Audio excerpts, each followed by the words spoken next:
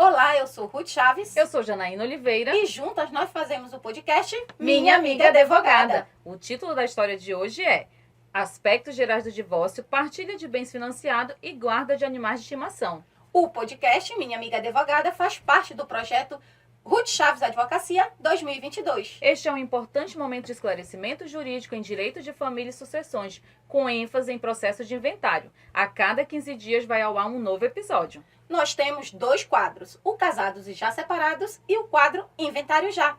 No quadro Casados e Já Separados, nós discutimos assuntos relacionados a divórcio, alimentos e guarda. E no quadro Inventário Já, nós discutimos assuntos relacionados ao direito das sucessões, ao recebimento da herança, à regularização do imóvel, à regularização de veículos ou de saldos bancários deixados em nome daquela pessoa que faleceu.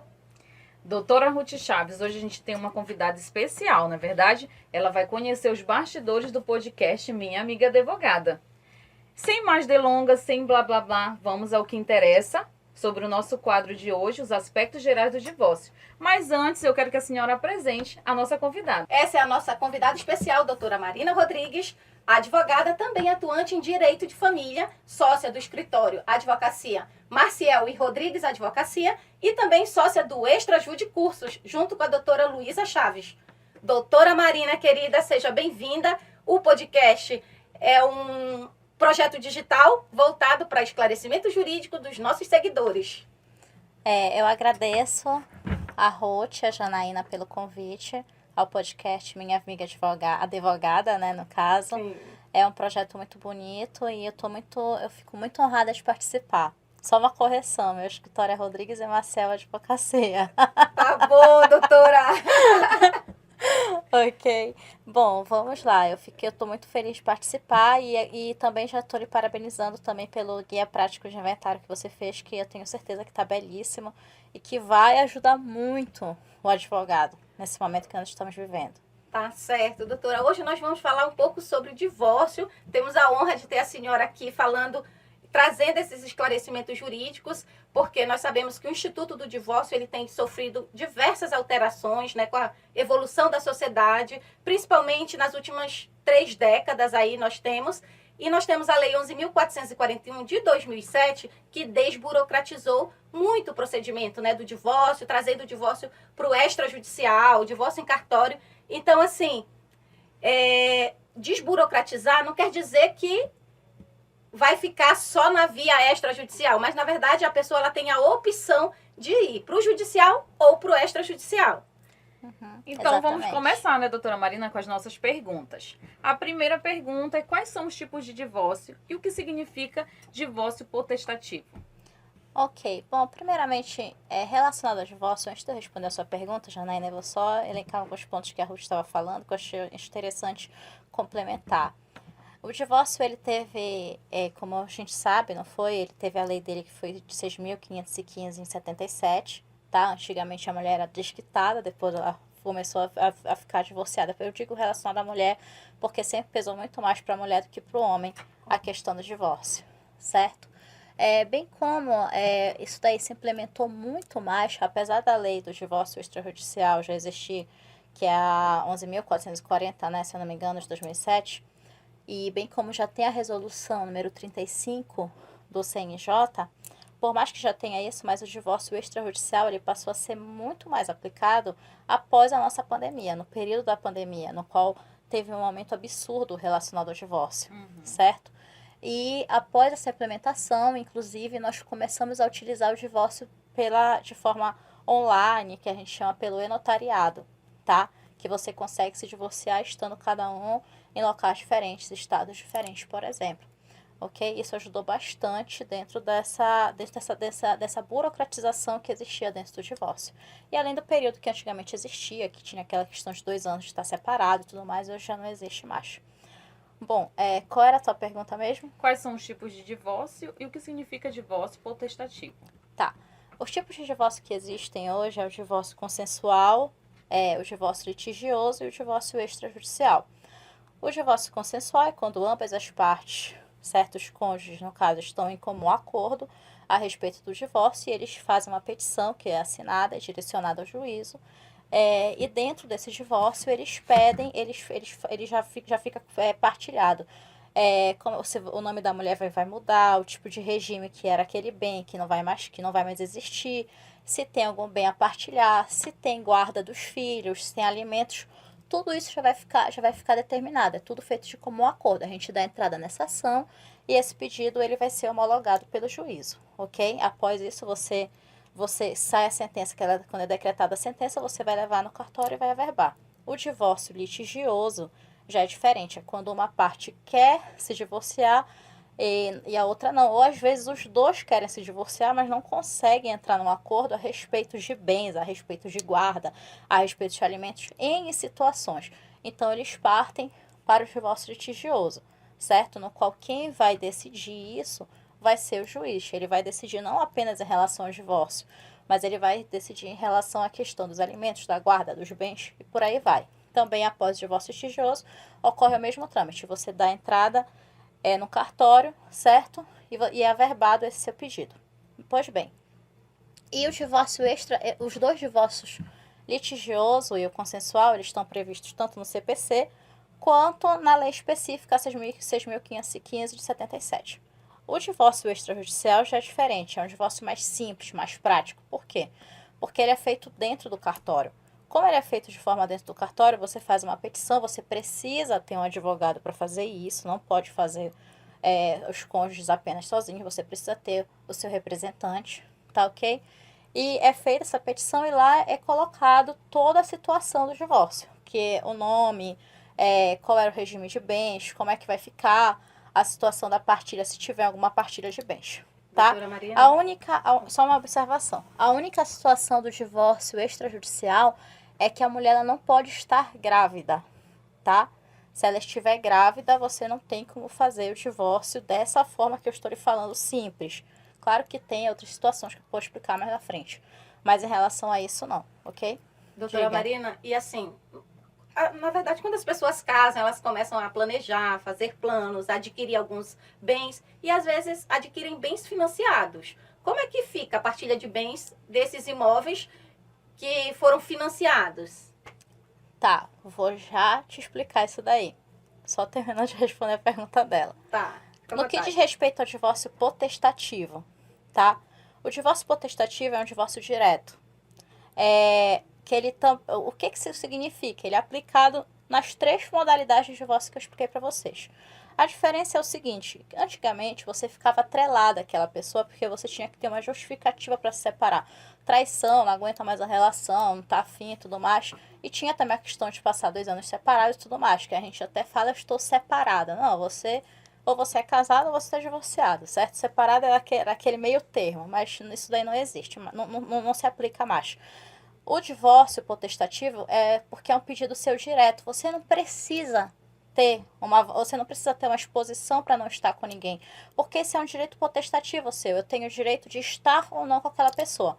Então, eu não querendo mais estar com ela, eu não preciso estar vinculada a ela. Então, dentro de uma ação de divórcio, por exemplo, quando a gente dá entrada, mesmo que você esteja discutindo bens e tudo mais, você pede logo de forma de liminar que seja dado esse divórcio para vocês, porque você não precisa estar casado enquanto dura todo o processo relacionado à partilha, relacionado à guarda, ok? O que a gente ainda vê, na verdade, às vezes é assim, a pessoa diz assim, eu não assino o divórcio.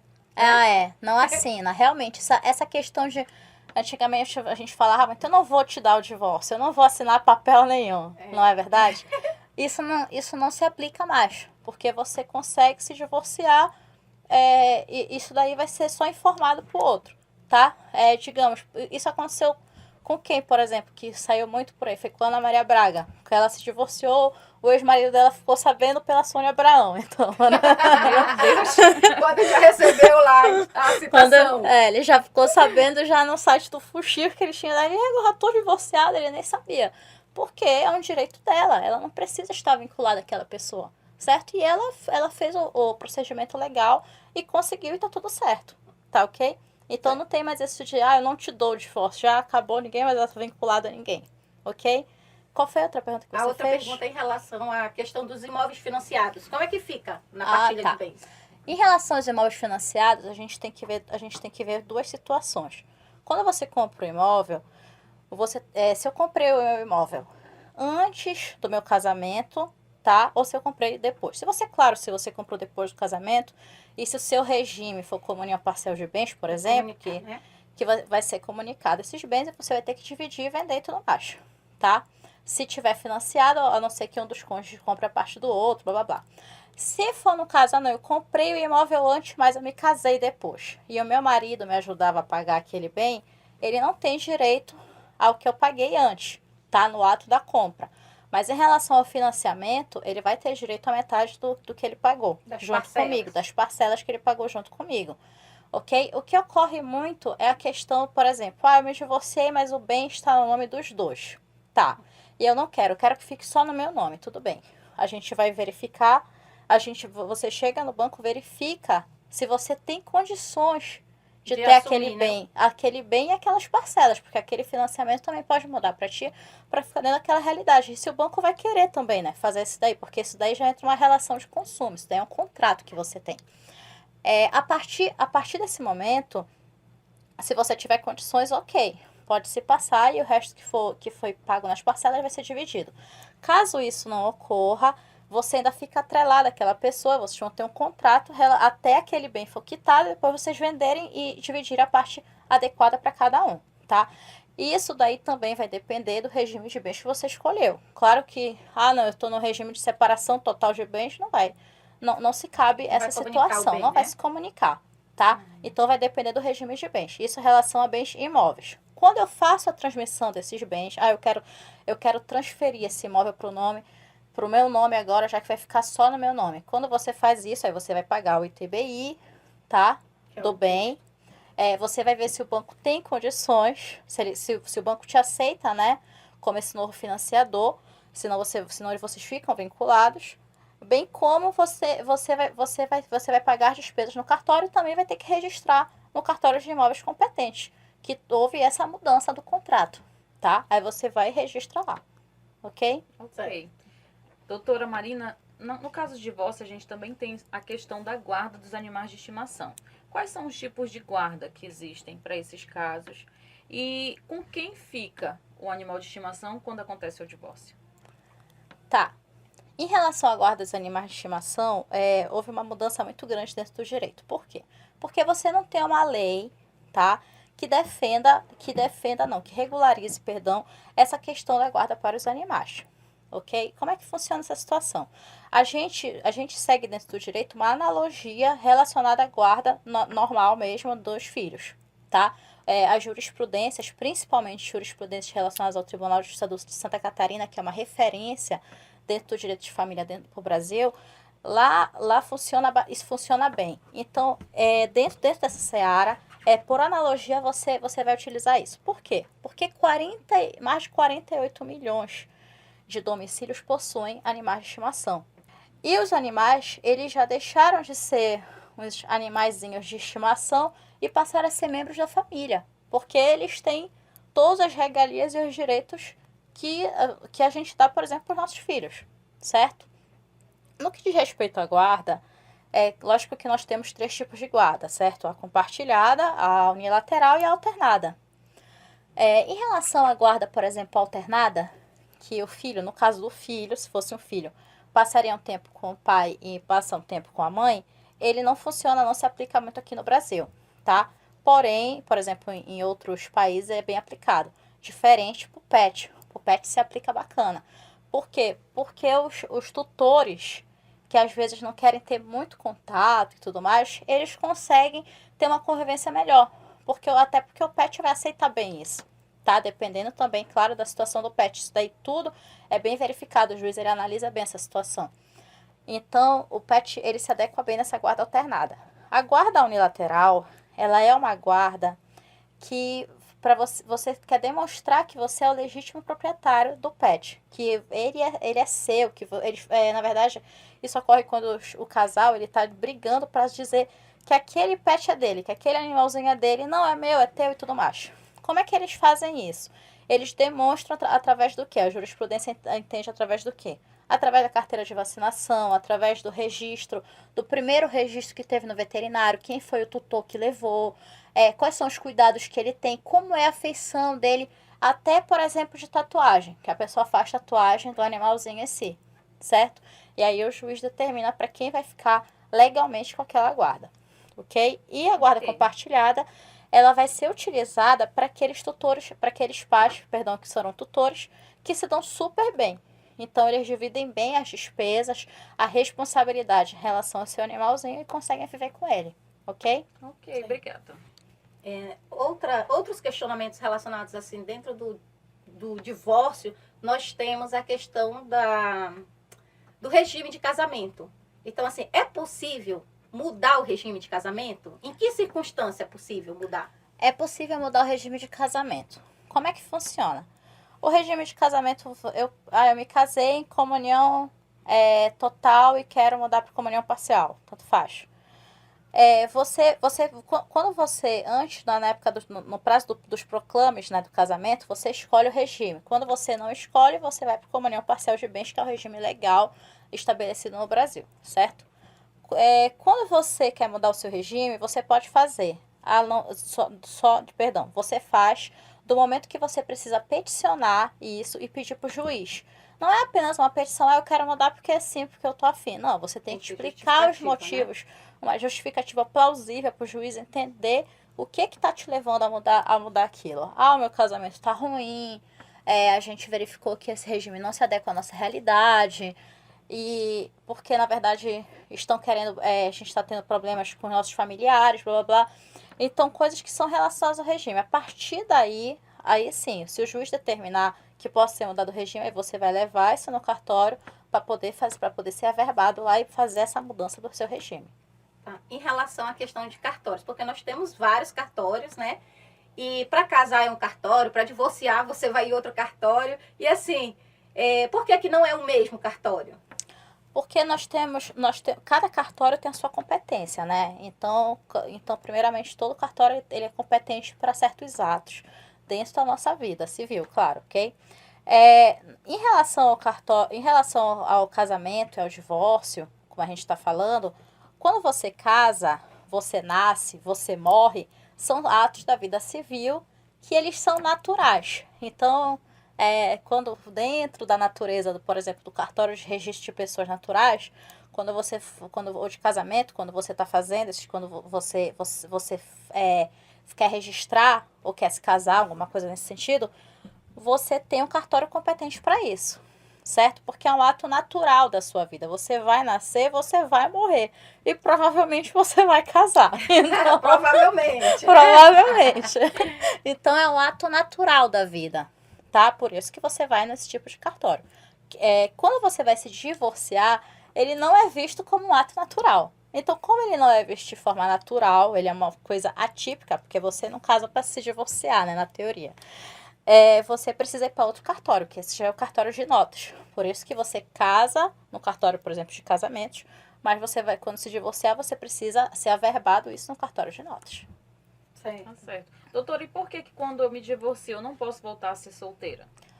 Porque o seu fato de você ser divorciada, solteira, casada, isso é um direito faz parte da sua personalidade, a sua identificação, assim como o seu CPF. Então, quando você se identifica por aí, você tem que dizer a sua nacionalidade, se é brasileiro, se é estrangeiro, você tem que dizer, você tem que falar o seu estado civil, precisa informar seu CPF, seu RG, sua profissão.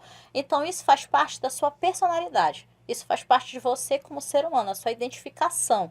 Por isso que se eu sou solteira, eu nasci solteira, então, se eu me casei, o meu estado civil vai mudar para casada, e divorciada vai ser divorciada. Então, eu não posso voltar para aquele estado civil que era, justamente porque eu já tive um vínculo com uma outra pessoa, certo? Na época que eu estava casada. Então, aquele meu vínculo, ele me identificava dessa maneira, e agora eu tenho vínculo sozinha, que é de divorciada, que não é mais de uma pessoa que nunca teve um casamento. Até porque, se você for puxar dentro de uma certidão, a gente vai puxar, vai aparecer aquela pessoa, ela é divorciada, que ela foi casada com fulano e tudo mais, e que ela vive que ela já se divorciou. Não pode, já pensou, se você fosse buscar agora? Não, eu vou buscar aquela pessoa, agora ela é solteira, mas ela já se meteu com fulano, ciclano, ia ser uma bagunça, entendeu? Então, por isso que não pode ser dessa maneira. E tem uns fatores impeditivos também, né? Em relação à Sim. questão do parentesco. Com do casamento, certeza, isso é principalmente importante. também a relação à questão do casamento, em relação à questão do parentesco, relação das pessoas que se casam várias vezes, que tem gente que casa aqui, sei lá, tem gente que casa no Pará e aí casa no interior do Maranhão, entendeu? Então isso daí tem que se comunicar. Isso daí são muitos problemas que existem, então justamente a gente tem que ter essa organização dentro dos evitar, né? cartórios e essas competências para evitar esses problemas. Certo. E, doutora Marina, e é possível, no extrajudicial, nós termos o divórcio com filhos menores? É possível você ter o divórcio com filhos menores. Isso eu acho que é uma recomendação do Tribunal de Justiça, se eu não me engano, é 04/2021, tá? É o regimento, perdão, 04/2021. E esse regimento do Tribunal de Justiça do Estado do Pará, ele justamente te dá essa possibilidade. Como é que funciona? Você dá entrada na ação de guarda e alimentos, tá? Dentro do processo. Essa definição dessa guarda não precisa ter ainda, não precisa estar definida a guarda e os alimentos dos filhos. E você pega esse número desse processo e informa na sua petição o seu divórcio extrajudicial. Aí você já fica divorciado enquanto se está discutindo a questão da guarda dos alimentos. Até porque como você tem filhos, né, pequenos, menores, você vai ter o interesse do Ministério Público. Então você não pode fazer isso dentro de um cartório. Isso tem um impedimento legal.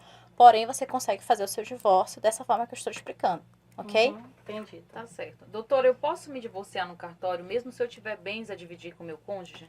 Pode. Como é que você faz? Quando você dá entrada na sua petição, seu divórcio dentro do cartório, você vai consignar lá, as partes vão consignar que vocês estão se divorciando, porém a partilha será feita em forma posterior, certo? E aí vocês vão deixar registrado isso e vocês fazem essa partilha posteriormente, até porque tem muitos casais que ainda não possuem condições financeiras de fazer essa partilha, porque é caro você partilhar, transferir um bem. Tributo, né? Tributos, então fica complicado. É mais fácil você entrar nesse acordo e partilhar depois, mas isso você não fica atrelado à pessoa por conta do bem. Tá certo. Então, pessoal, nós ficamos por aqui na nossa nova modalidade do podcast Minha Amiga Advogada. Agradeço a vocês que ficaram conosco até o fim. Agradeço a doutora Marina pela sua presença. Espero que volte novamente. E se você gostou, curte, compartilha com seus amigos e parentes. A senhora está com a palavra, doutora. Eu agradeço muito o convite de vocês, adorei passar esse momento com vocês, foi maravilhoso. E eu espero que vocês me convidem mais vezes. Doutora Marina, a senhora já é nossa convidada toda especial, né? Na verdade, já fazia um tempo que estávamos esperando a senhora aqui. Mas deu certo hoje. Que bom!